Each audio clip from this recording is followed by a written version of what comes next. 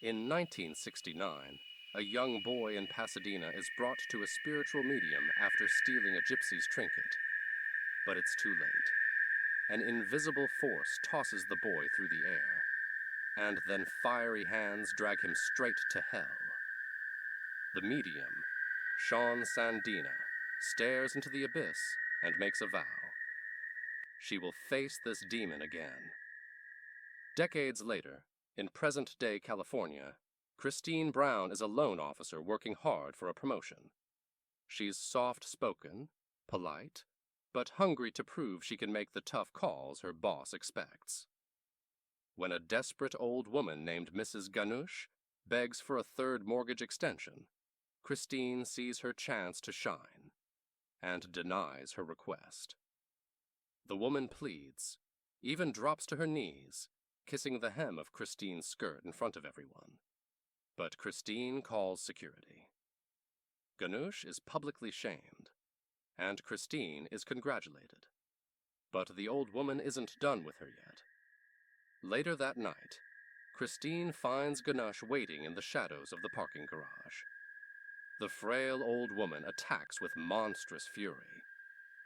The two struggle viciously in Christine's car until Ganush rips a button from Christine's coat, chants a curse, and vanishes into the night. Soon after, Christine begins hearing whispers, seeing shadows, feeling watched. Her boyfriend, Clay, doesn't believe her. Even the fortune teller she visits, Ram Jas, becomes disturbed during her reading. He warns her, the Lamia has been awakened, a powerful demon who torments its victims before dragging them to hell in 3 days. At home, Christine is violently assaulted by unseen forces, thrown across the kitchen, slammed into furniture, haunted by whispers and animal shadows. In panic, she slaughters her beloved kitten in a desperate blood offering, hoping the sacrifice will buy her safety. But the Lamia wants more than blood. At work, Christine's world begins to collapse. A monstrous nosebleed covers her boss in blood. At a dinner with Clay's conservative parents, she sees a grotesque eyeball staring back at her from inside a slice of cake. She coughs up a fly. Doors shake violently. The Lamia pounds against reality, inching closer. Desperate, Christine returns to Ramjas, who introduces her to the aging medium, Sean Sandina, the same woman from 1969. She agrees to help, though it may cost her life. They set up a seance, and as the flames dim and the chanting begins, the Lamia enters the room. The demon first possesses Sandana, speaking in a mocking voice. I will feast on your porker soul. Christine forces the spirit into a goat, but it leaps into Sandina's assistant. Chaos breaks out. Fire, levitation, destruction. In the end, Sandana manages to banish the spirit, but dies immediately after. Ramjas warns Christine, this was no victory.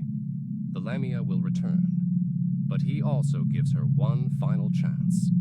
The cursed button, now sealed in an envelope, can be given away. If someone else accepts it willingly, the curse transfers to them. But whoever takes it will be damned. Christine struggles with the decision. She nearly gives the button to her slimy coworker Stu, but changes her mind. Instead, she drives through a storm to the cemetery. She digs up Mrs. Ganush's decaying corpse, forces the envelope down her throat, and screams into the void, "Take her instead." She returns home, muddy and exhausted, thinking it's finally over. The next morning, Christine meets Clay at the train station. She's smiling, at peace. A new coat, a fresh start. But Clay has something for her. The envelope. The real one. The button she thought she buried. Christine's blood runs cold. She never gave away the curse. She buried the wrong envelope. And then the ground splits beneath her. Clay watches in horror as Christine is pulled screaming into hell. her fingers clawing at the platform as demonic hands rip her into the fiery abyss. The train roars past, but there's no one on the tracks. Just Clay, shaking, holding the cursed button in his hand. That's the story of Christine Brown, a woman who made one heartless decision and paid for it with her soul. If you enjoy dark horror stories with wicked twists, subscribe and join us for the next terrifying tale. And remember, when evil knocks, don't answer.